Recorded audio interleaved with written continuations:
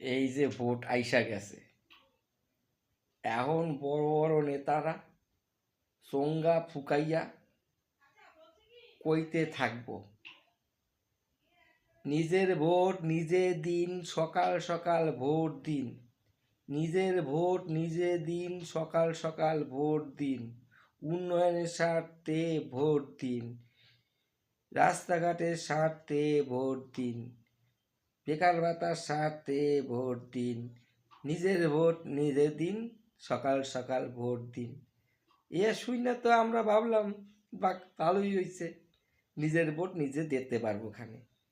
এবং ভোটের আগের দিন এলাকার যত কুসা নেতা আছে, এই কুসা নেতারা আবার বাড়ি বাড়ি গিয়া এই একই কথা, কালকে আপনারা সকাল সকাল ভোট দেবেন, নিজের ভোট নিজে দেবেন, উন্নয়নের স্বার্থে ভোট দেবেন বললে তো বাড়ি ফিরে গেল।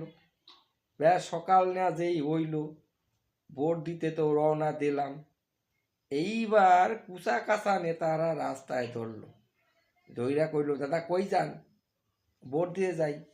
দাদা আপনার ভোট হয়ে গেছে, আপনি বাড়ি যান। যাই হোক, অনেক কষ্ট করে হয়তো বুথের ভিতরে গেলাম, গিয়ে লিস্টটা যেই ঘাটা দিল আমার দেখা, এবার লিস্ট গাইডটাই বলল, দাদা আপনার ভোট হয়ে গেছে, আপনার ভোট হয়ে গেছে, আপনি বাড়ি যান।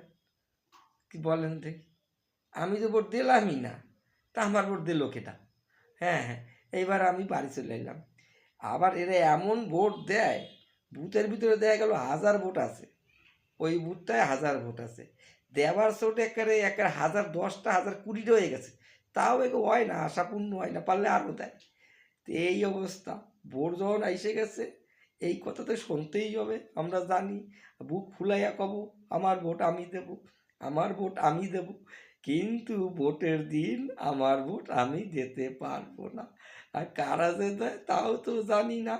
এমনকি মরা মানুষও ভোট দিয়া যায়, ভূত আইসা মরা মানুষে ভূত হইয়া ভোট দিয়ে যায়, কি কইরা ভোট দেয় আমরা এই মরা মানুষের ভোটও দেখতে পারি না।